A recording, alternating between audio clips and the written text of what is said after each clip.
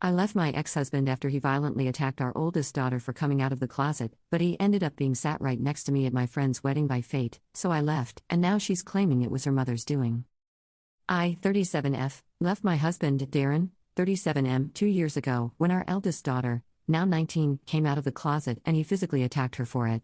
We have 4 children and I have sole custody over the 3 who young enough to be covered by custody agreements, which Darren has tried to fight me over for the past 2 years, but when you have a criminal record for beating up one child, the courts are unlikely to give you custody of the others. Darren and I were in the same friendship group since primary school, but my friends told me they had all cut contact with him. I went to my friend, Rachel's, 37F, wedding, this weekend when I spotted him at the ceremony. Because it's a wedding and an important day for my friend, I chose not to acknowledge his existence.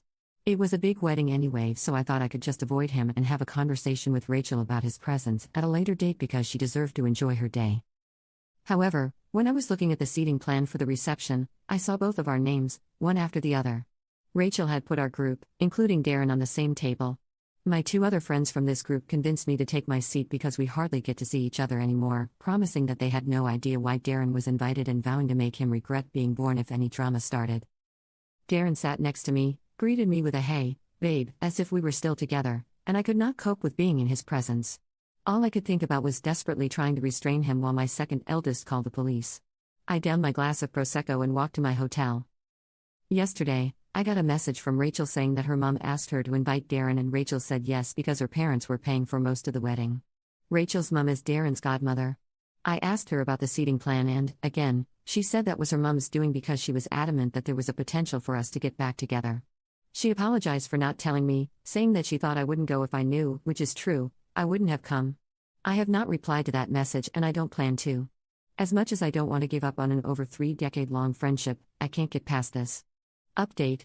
Before I get into the update, I noticed a couple of comments pointing out my mistake with sole custody, and I'm just grateful that I have a solicitor for custody stuff because if I make a mistake doesn't come up with a wiggly red line under it, I will not pick up on it.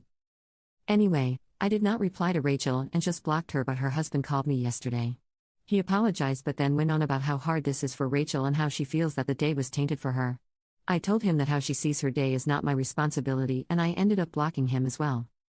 I talked to one of the members of the friend group and he apologized for convincing me to even sit down at the table. He said he thought more about him wanting to have the group back together than how it would affect me. He then told me about how Darren told Rachel's family members who asked where I was that me seeing him reminded him too much about our son who died 2 years ago and I had to leave. He was referring to my daughter, who is a, very much alive, trans woman.